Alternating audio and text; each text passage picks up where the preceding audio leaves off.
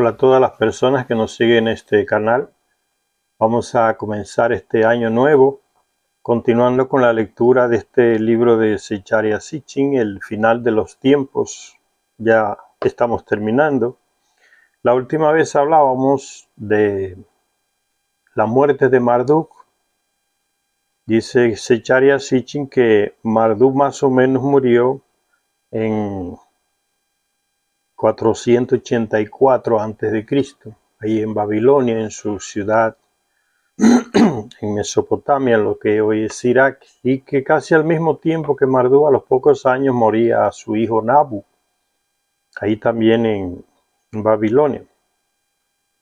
Zecharia Sitchin dice que no es coincidencia que la época del carnero, que es la época que representaba el reinado de Marduk, también estuviera acabando para esa misma época. O sea, ya el sol no salía, ya estaba dejando de salir por la constelación en la constelación del carnero.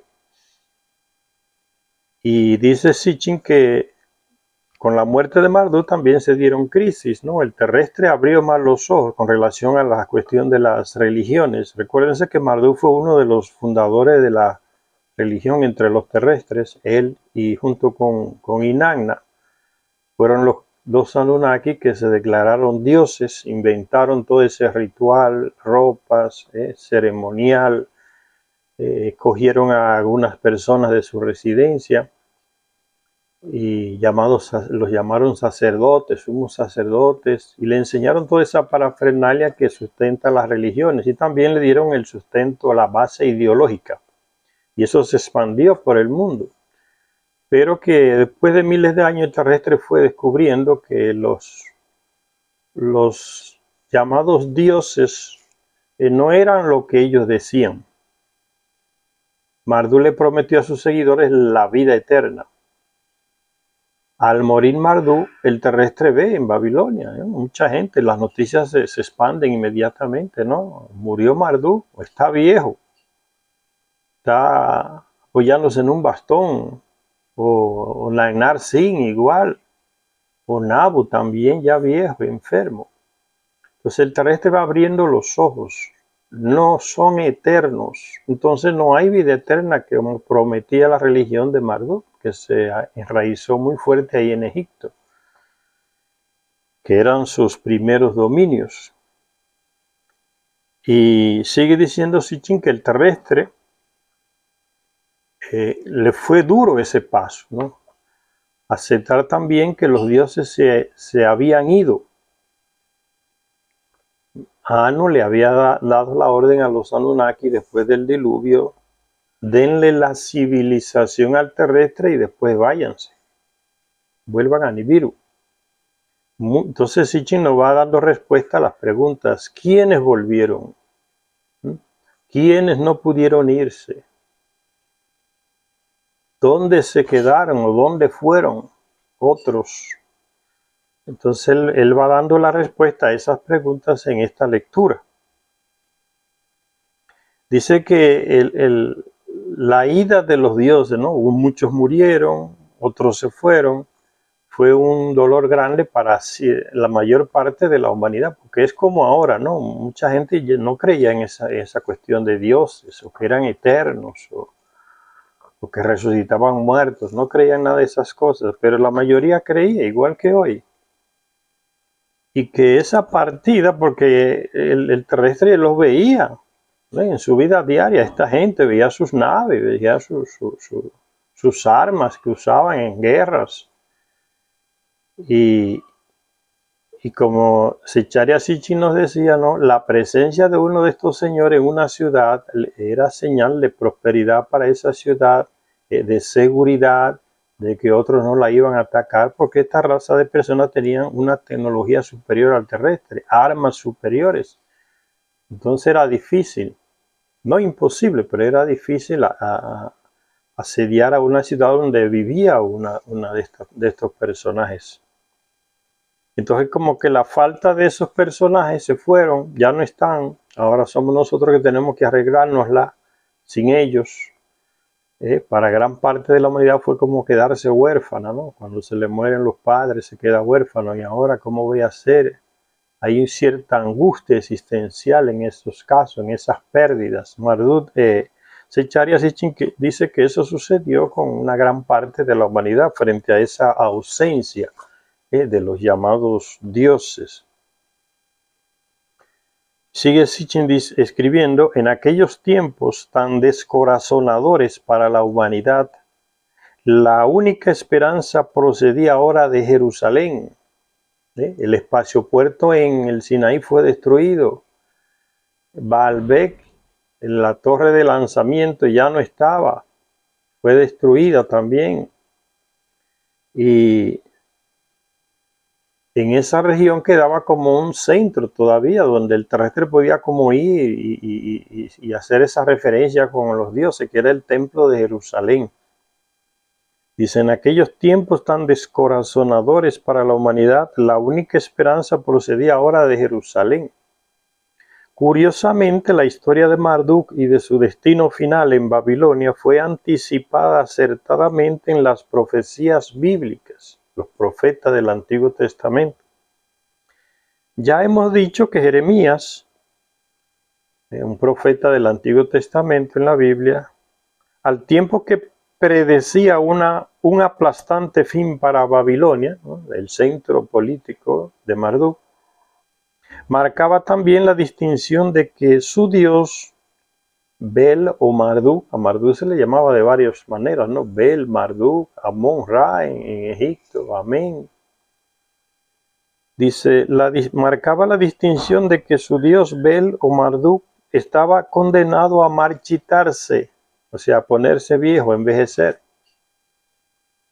que sobreviviría a la caída de Babilonia, pero que envejecería y se sumiría en la confusión para terminar marchitándose y morir. Fue como una profecía de Jeremías. No debería sorprendernos que esta profecía se hiciera realidad, dice Sitchin. Pero en tanto que Jeremías predecía la caída final de Asiria, Egipto y Babilonia, también acompañó aquellas predicciones con las profecías del restablecimiento de Sión, donde reinaba el tal Yahvé, de la reconstrucción del templo y de un final feliz para todas las naciones al final de los tiempos. Eso nunca sucedió y hasta el día de hoy. Un final feliz para todas las naciones al final de los tiempos. La historia sigue, ¿no? Después de Roma llegaron otros imperios y se van, desaparecen, aparecen otros, esos caen y la historia continúa todavía. Entonces ese final de los tiempos, no hay quien pueda decir es ahora, como lo han intentado engañosamente muchas religiones, metiéndole eso en la cabeza a los ingenuos, ¿no? A la gente que cree en esas cosas. Que va a ser tal año, que va a ser tal año, que va a ser tal año y que va a llegar el fin, y muchos se van con él, con un loco ahí detrás, se envenenan, pasan hambre, se dejan morir, se aíslan de los otros porque dicen que va a llegar el fin, ¿no? La religión enloquece a la gente. Sería, según él, un futuro que Dios había planeado en su corazón desde siempre, un secreto que se le revelaría a la humanidad. En un momento determinado, predeterminado del futuro. Al final de los tiempos, decía Jeremías, se percatarán de ello. Y en aquel tiempo llamarán a Jerusalén trono de Yahvé, y se incorporarán a ella todas las naciones. Esto se dijo miles de años y nada. ¿Ven? Las religiones, las bases de las religiones son mentirosas, falsas expectativas. Isaías, en su segunda serie de profecías, llamada a veces el segundo Isaías, identificando al dios de Babilonia como el dios oculto, así se le decía a Marduk en Egipto, Amén o Amón, significa el oculto, porque se fue por miles de años y no apareció más por Egipto. Le decían Amón, el Amén, el oculto. De Isaías lo menciona, ¿no? Dice Isaías en su segunda serie de profecías, identificando al Dios de Babilonia como el Dios oculto, que es lo que Amón significaba, o Amén, anticipó el futuro con estas palabras. El profeta Isaías, escribiendo Isaías en el capítulo 46, del 1 al 2, dice: Bel se postra, Bel es Marduk, se postra, o sea, se va cayendo, está viejo ya, anciano. Bel se postra en la cama, enfermo. Nebo, que es el hijo Nabu de Marduk, Nebo se encoge, ¿ve? La vejez también le llegó a Nabo, Nebo. Sus ídolos van sobre animales y bestias de carga. Juntos se encorvaron, hablando de estos dos señores. Se postraron, incapaces de salvarse a sí mismos de la captura. Babilonia fue capturada, ellos fueron prisioneros, ya no tenían la fuerza, ¿no? Como miles de años antes la tuvieron esos llamados dioses, ¿no? Ven cómo la realidad va cambiando y el terrestre va viendo que esta gente mueren, se ponen viejos como nosotros, es el ciclo de vida distinto. Es como que el terrestre descubre una nueva realidad y se va adaptando rápidamente, ¿no? A esta gente también lo podemos matar. Me recuerda un extracto de un libro que yo leí sobre que fueron los indígenas, no sé si fue en Centroamérica o en Sudamérica, no recuerdo bien, que llegaron por primera vez los españoles a ese lugar y los jefes indígenas de uno de esos lugares por ahí mandaron mujeres donde esas personas blancas para ver si eran hombres como ellos antes de enfrentarlos. Y acuérdense que en América también estaban esas leyendas de los dioses que se fueron y volverían y eran blancos y nariz aguileña y nariz fina y cabello lacio y barba. Entonces las características del europeo confundieron un poco al indio. ¿Son ellos o no son ellos? Entonces si eran ellos no iban a luchar contra ellos porque sabían que eran personas poderosas, pero no estaban seguros. Entonces dice que una de esas tribus enviaron a mujeres para que tuvieran relaciones con esos personajes blancos españoles que llegaron. Y cuando las mujeres volvieron a las tribus, los jefes le preguntaron, y entonces, dice, ellas respondieron: son hombres igual que ustedes, resuellan y respiran rápido cuando están teniendo relaciones sexuales. Entonces ahí ya se le aclaró la mente a la gente, a esas tribus, y decidieron enfrentarlos. Decían, no son ellos entonces. Entonces el terrestre a través de muchas experiencias va descubriendo la realidad de los llamados dioses y todas esas cosas. Y eso nos indica que no nos puede estar levantando a otras personas por el color de la piel, por el cabello, como que son superiores. Somos igual que nosotros, como decían los indios, son igual que nosotros. Y sigue diciendo Sitchin, después de esta profecía de Isaías sobre Marduk y su hijo Nabu, que envejecieron, se postraron, ya no sirven, ya no tienen fuerza para defenderse ni a ellos mismos, entonces mucho menos es como una burla, ¿no? Mucho menos van a defender a aquellos que creen en ellos, como si fueran dioses. Entonces Isaías es un servidor del tal Yahvé, que es uno de ellos, parece que estaba joven ese. Estas profecías, al igual que las de Jeremías, llevaban también en sí la promesa de un nuevo comienzo para la humanidad, de un nuevo comienzo, una nueva esperanza, la promesa de que llegaría una época mesiánica en la que el lobo morará con el cordero, como dice Isaías. Y según el profeta, sucederá al final de los tiempos que el monte del templo de Yahvé se establecerá como el principal de los montes. Ven la limitación de todos esos textos antiguos y el error de querer echárselo encima a la gente hoy como si fueran textos escritos para hoy. Es que el mundo de esa gente era ahí Medio Oriente, no había más nada. Medio Oriente, Egipto y África. Para ellos no existía otra parte del mundo, ni por aquí ni por América se imaginaban que existía un mundo ya desarrollado. Entonces esas profecías hay que leerlas en ese contexto, fueron dichas en ese contexto, ahí en Medio Oriente, para esa gente. Es ridículo cuando tú encuentras una persona y queriéndole dar una dimensión a la Biblia, ¿no? Y aplicándola miles y miles de años después que se lee, que se escriben esos textos, que hablan de cosas concretas, ¿eh? Y de futuros que no podían ni imaginarse cómo sería. Esta afirmación de Isaías de que al final de los tiempos en el monte del templo de Yahvé se establecerá como el principal de los montes, será exaltado por encima de todas las colinas, y todas las naciones llegarán en tropel hasta él. Eso es lo que quería Marduk en Babilonia. Ahora Yahvé lo quiere en Jerusalén, según el profeta Isaías. Y todas las naciones llegarán en tropel hasta él. Será entonces cuando las naciones forjarán de sus espadas asadones y de sus lanzas podaderas. No levantará espada nación contra nación, ni se ejercitarán más en la guerra. Isaías capítulo 2, verso del 1 al 4. ¿Llegará esa época? Puede ser que llegue. Ahora, querer decir cuándo, como hacen las religiones, ya eso es sinvergüencería, ¿no? Manipulación. Pasarán generaciones y generaciones. ¿Por qué? En Nibiru pasó igual.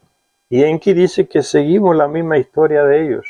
En Nibiru fueron miles y miles de años de guerra y las armas se fueron sofisticando cada día más especiales, más destructivas, hasta que después de miles de años llegó un momento en que los grandes líderes, ¿no?, del norte y del sur se reunieron y dijeron: vamos a hacer algo porque si no nos vamos a terminar autodestruyendo todos.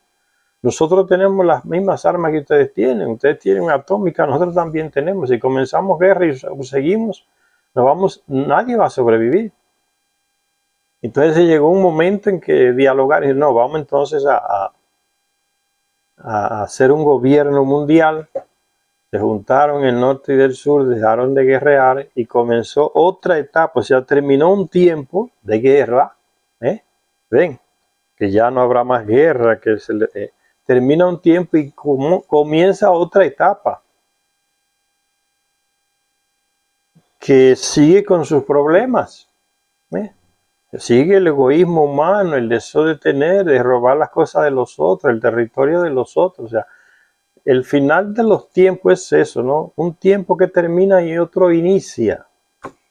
No es que se acaba todo, es el final de una etapa de la humanidad y el inicio de otra, porque se continúa, así que se avanza. Y sigue Sitchin diciendo: esta afirmación, la de que tras los dolores y las tribulaciones, tras el juicio de pueblos y naciones por sus pecados y transgresiones, según la visión religiosa, vendría una era de paz y de justicia, también la hicieron los profetas primitivos cuando hablaron del día del Señor, como de un día de juicio.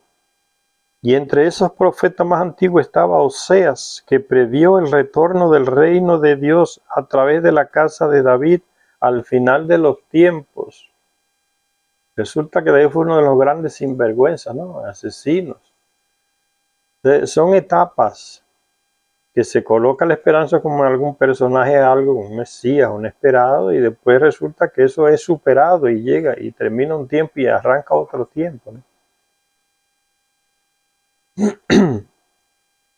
Y también el profeta Miqueas, que utilizando palabras idénticas a Oseas, a Isaías, declaró que sucederá al final de los tiempos. Estos profetas siempre hablan el final de los tiempos, el final de los tiempos. Pero ¿qué es el final de los tiempos? Ya les dije, no es que se acaba todo.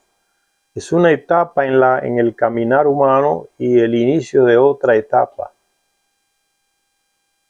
Curiosamente, el profeta Miqueas consideraba también la restauración del templo de Dios en Jerusalén y el reinado universal de Yahvé a través de un descendiente de David como un requisito previo, un debería, fijado desde el mismo principio, emanando desde tiempos ancestrales, desde días eternos, ¿no? Un requisito previo. es como la nostalgia de querer hacer como el Nibiru, como dice Enki, el terrestre sigue nuestra historia, lo creamos nosotros y sigue nuestra historia con nuestros defectos, con nuestras guerras, ¿no? Allá se consiguió ese reinado mundial, el rey Ano para todo el planeta. Ahí arrancó una etapa, con la etapa del rey mundial en aquel planeta Nibiru. Pero terminó un tiempo, pero arranca otro tiempo que tiene sus guerras, sus dificultades y que tiene que ser superado por otro tiempo mejor ahí, aún. No es que terminó todo.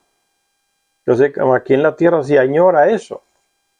Recuérdense que esta gente antigua tiene el conocimiento de material escrito en Babilonia, en Mesopotamia. Esta gente leía, mucha de esta gente, esos textos antiguos que hablan de esa historia, de esa gente que vivieron en aquel planeta, la historia de ese planeta. Y sabían que pasaba por aquí a 3600 años, que pasa por acá en el sistema solar. Entonces ellos hablan con conocimiento de causa. Había, por tanto, sigue diciendo Sitchin, una combinación de dos elementos básicos en aquellas previsiones del final de los tiempos. Uno, que el día del Señor, un día de juicio sobre la tierra y sobre las naciones, vendría seguido por la restauración, por la renovación y por una era benévola centrada en Jerusalén. Colocan el centro en Jerusalén, ya no en Babilonia. El otro elemento era que todo había sido preordenado, que Dios tenía planeado ya el final desde el principio. De hecho, el concepto de un final de época, de un momento en que el curso de los acontecimientos se detendrá, un precursor, podríamos decir, de la idea actual del fin de la historia, ¿no? Hay un japonés que cuando cayó la Unión Soviética dijo, final de la historia. Se equivocó también, termina un tiempo y arranca otro tiempo. Aquí estamos y continuamos, las guerras y los imperios que nacen y crecen y otros que van surgiendo. Ese querer ponerle fin total a los acontecimientos humanos nunca dio resultado. Y comenzará una nueva época, un nuevo ciclo, uno estaría tentado de decir una nueva era.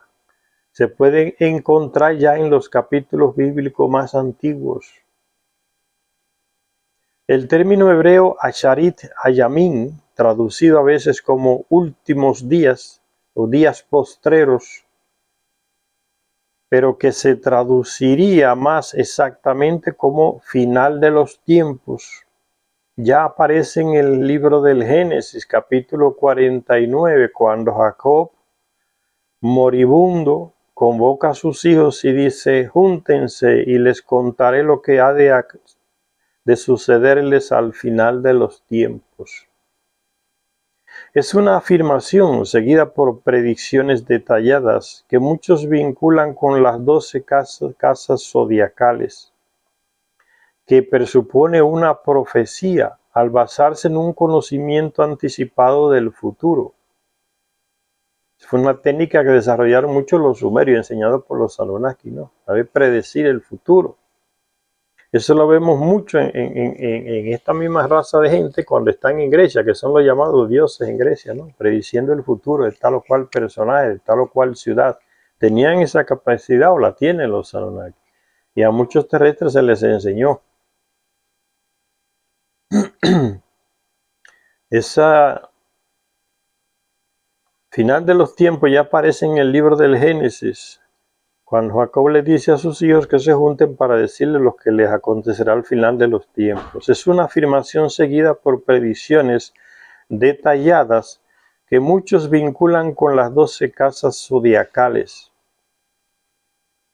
que presupone una profecía al basarse en un conocimiento anticipado del futuro. Y también en el Deuteronomio capítulo 4, cuando Moisés antes de morir, al revisar el legado divino de Israel y su futuro, amonesta de este modo al pueblo: cuando estén angustiados y todo esto caiga sobre ustedes al final de los tiempos, se volverán a Yahvé su Dios y escucharán su voz. Y el pueblo, cuando ya no le daba más la gana, dejaba a Yahvé de un lado y buscaba otros dioses. El pueblo sabía, antiguo de la Biblia, sabía que habían otros dioses, otros de esos señores, como dice Abraham cuando los vio. Entonces a veces se dejaban a Yahvé de lado, por generaciones y generaciones. Como estos señores vivían miles de años, después volvían y le decían a los descendientes de esas generaciones antiguas: mira, yo soy aquel que a quien le servía tu tatarabuelo. Entonces le recordaban para que volvieran a serle fiel a ese tipo de nuevo. Ese era el jueguito en que se mantuvo eso.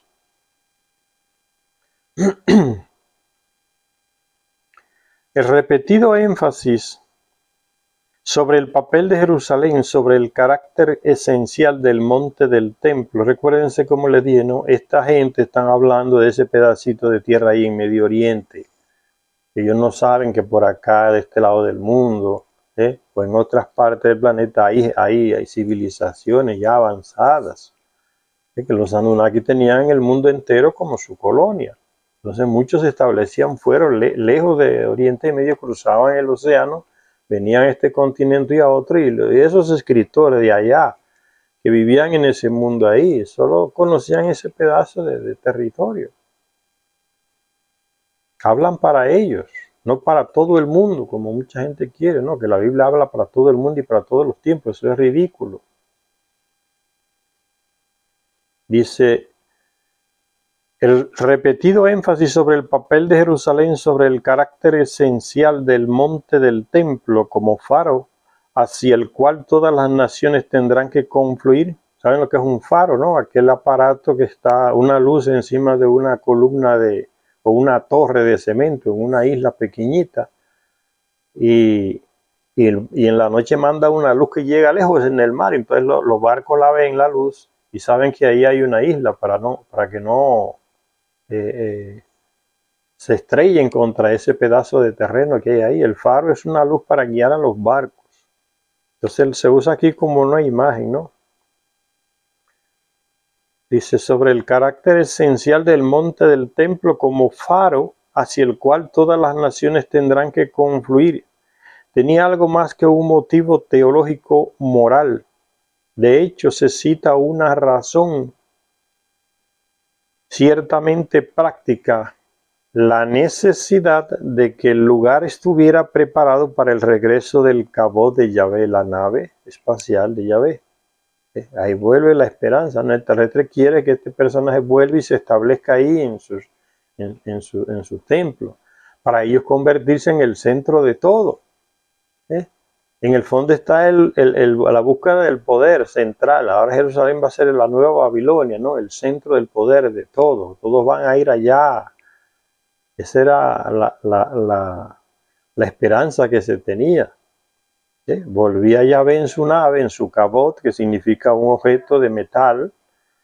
El mismo término utilizado en el Éxodo, dice Zecharia Sitchin, el cabot de Yahvé, lo usa en el Éxodo de Moisés. Dice: va a pasar el cabot de Yahvé. Entonces él se esconde detrás de unas piedras. ¿Por qué? Porque la radiación de la nave, como lo es hoy el ovni, si tú te quedas al lado de un ovni, te metes radiación y te mueres de cáncer. Esa tecnología ya la tienen esta gente. Y ese mismo término cabot lo usa también Moisés. ¿Ves? Se repite en el Antiguo Testamento. Dice: y posteriormente por Ezequiel, para describir el vehículo celeste de Dios, el cabot que será puesto a resguardo en el reconstruido templo. El garaje de la nave de este señor Yahvé será una parte ahí en el templo, porque ellos guardaban su nave en sus residencias, o templos, como le dicen los seguidores. Tenía un lugar especial para guardar esa nave en el templo. ¿Para qué? Para cuidar la tecnología, para que el terrestre no tuviera acceso a esa tecnología de ellos, a esa nave. Los aviones hoy no se dejan al aire libre ahí que llega cualquiera y se mete y ve lo que hay. No, cada país tiene su tecnología y la cuida con militares, en lugares resguardados, para que otro país no llegue y les robe la tecnología. Eso hacían los Anunnaki con los terrestres, ¿no? Escondían sus naves para que el terrestre no tuviera acceso a esa nave, o viera, o tocara, o aprendiera, o copiara. Dice, el cabot que sería puesto a resguardo en el reconstruido templo. Grande será el cabot de este templo, el del segundo mayor que el del primero. Y en este lugar daré yo paz, se le dijo al profeta Ageo. ¿Ve? Es el tal Yahvé que está diciéndole a Ageo que voy a llegar con mi nave, la voy a dejar ahí en lugar del templo secreto y mi presencia le va a dar prosperidad a la ciudad. Lo que les decía, ¿no? Cuando esta gente llegaba a un local, eso era señal de que esa ciudad iba a tener prosperidad, porque ellos tienen el conocimiento, la tecnología para hacer avanzar a la civilización terrestre donde quiera que estuviesen. Entonces era un privilegio tener a uno de esos gente viviendo y tener un templo donde ese personaje decidiera quedarse. De Jerusalén hizo ese papel, el templo de Jerusalén, para ese tal Yahvé. Curiosamente, la llegada del Cabot a Jerusalén aparece estrechamente vinculada en el profeta Isaías al otro emplazamiento espacial, el del Líbano, en Baalbek. Es de allí de donde el Cabot de Dios llegará a Jerusalén. Recuérdense que la plataforma de Baalbek, ahí en el Líbano, era para lanzar y recibir naves. Entonces dice que desde allá es que va a llegar esa nave de Yahvé a Jerusalén. Es de allí de donde el Cabot de Dios llegará a Jerusalén. Se dice en los versículos 35, verso 2 y 60, verso 3 del profeta Ageo. Y uno no puede evitar, dice Sitchin, llegar a la conclusión de que se esperaba un retorno divino al final de los tiempos. Pero, ¿para cuándo se esperaba el final de los tiempos? Se hace Chaitanya Sitchin la pregunta. La pregunta, una pregunta a la cual daremos nuestra propia respuesta. A veces Chaitanya Sitchin dice que le va a dar su propia respuesta a esa pregunta. ¿Para cuándo se esperaba el final de los tiempos? La pregunta, una pregunta a la cual daré mi propia respuesta, no es nueva, pues ya se formuló en la antigüedad, incluso en labios de los mismos profetas que hablaron del final de los tiempos. La profecía de Isaías acerca del tiempo en que una gran trompeta se hará sonar y las naciones se congregarán y se postrarán ante Yahvé en el monte santo de Jerusalén, iba acompañada del reconocimiento de que, sin conocer con exactitud los detalles y el momento, el pueblo iba a poder comprender la profecía. Precepto sobre precepto, precepto dentro de precepto, línea sobre línea, línea con línea, un poco aquí, algo allí. Fue el modo en que Isaías, el capítulo 28, verso 10, se quejaba a Dios. O sea, la cosa es muy complicada. Ustedes complican demasiado las cosas para dar la respuesta. O sea, está hablando a este señor, a esa raza, Yahvé, uno de los Anunnaki, que le complicaban mucho al entendimiento del terrestre.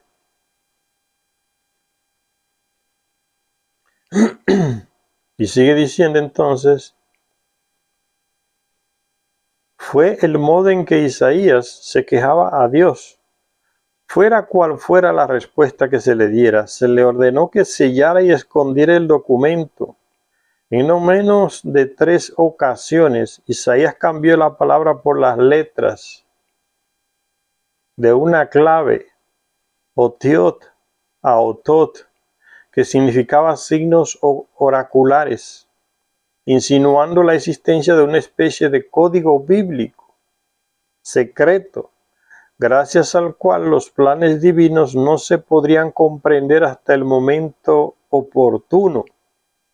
Ese código secreto podría atisbarse cuando el profeta le pide a Dios, identificado como creador de las letras, dinos las letras hacia atrás, le reclama el profeta a ese tal Yahvé.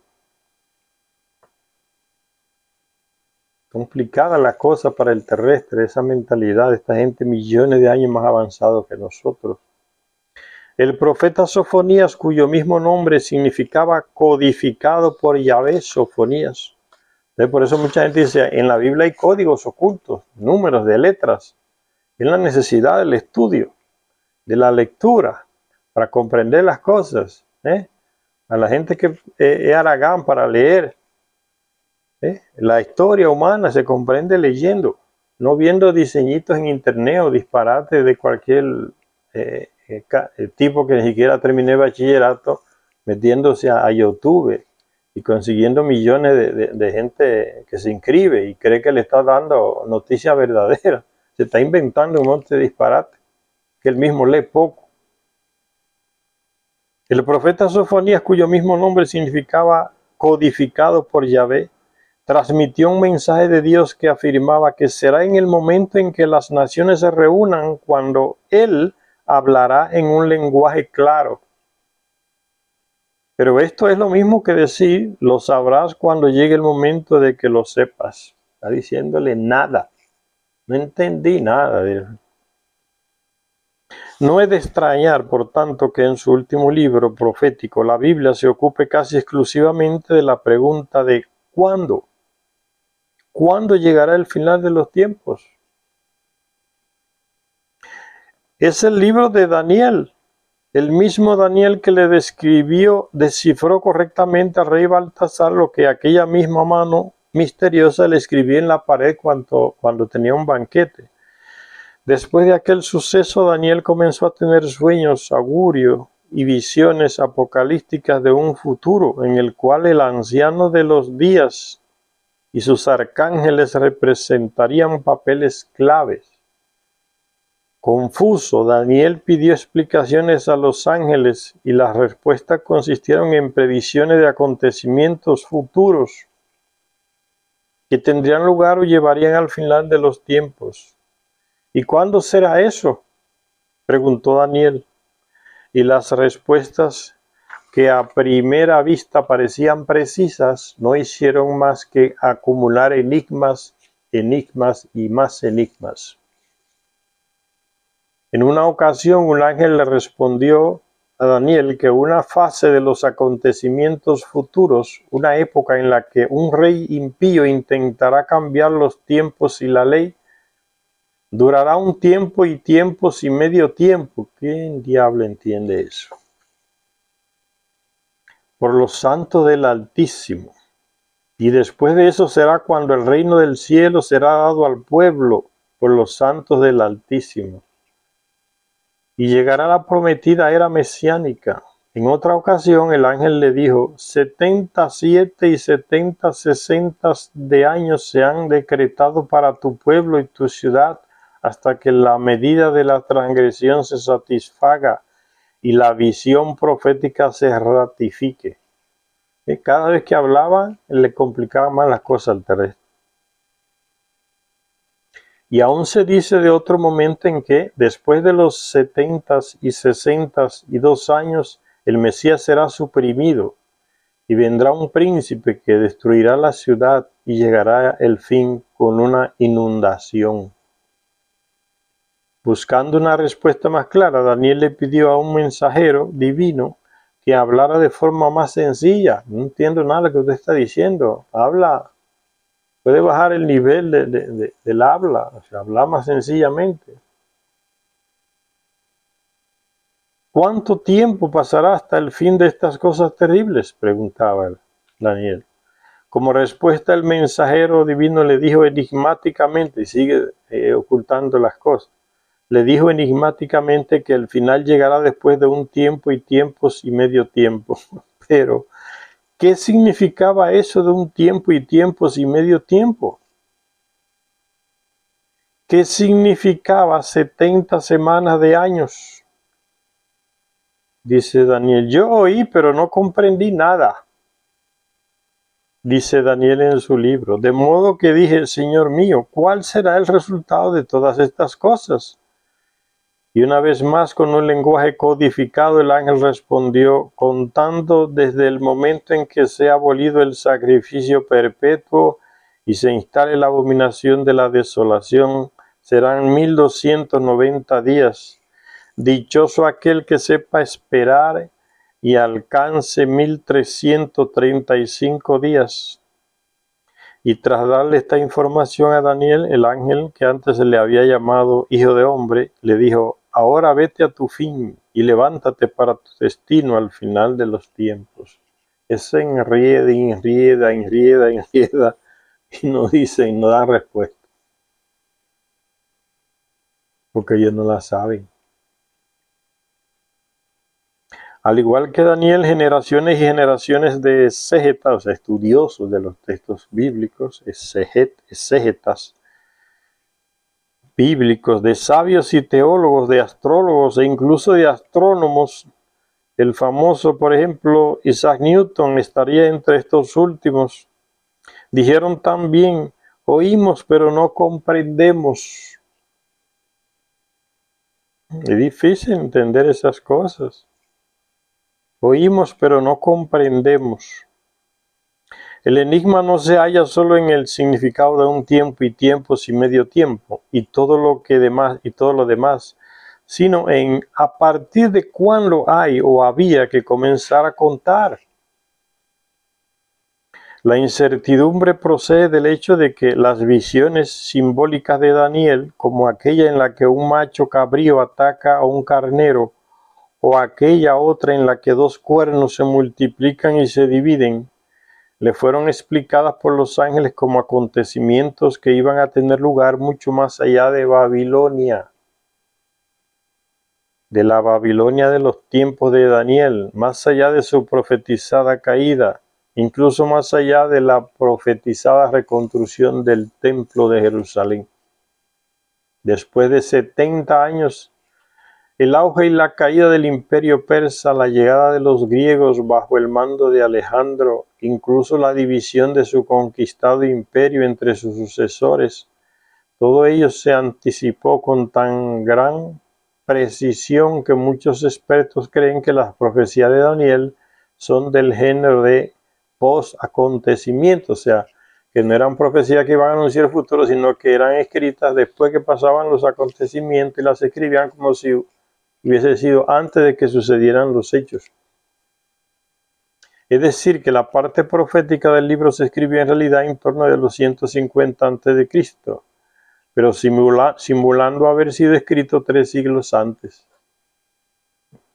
Sin embargo, el argumento clave está en la referencia, en uno de aquellos encuentros con los ángeles al inicio de la cuenta, a partir del momento en que se ha abolido el sacrificio perpetuo y se instale la abominación de la desolación.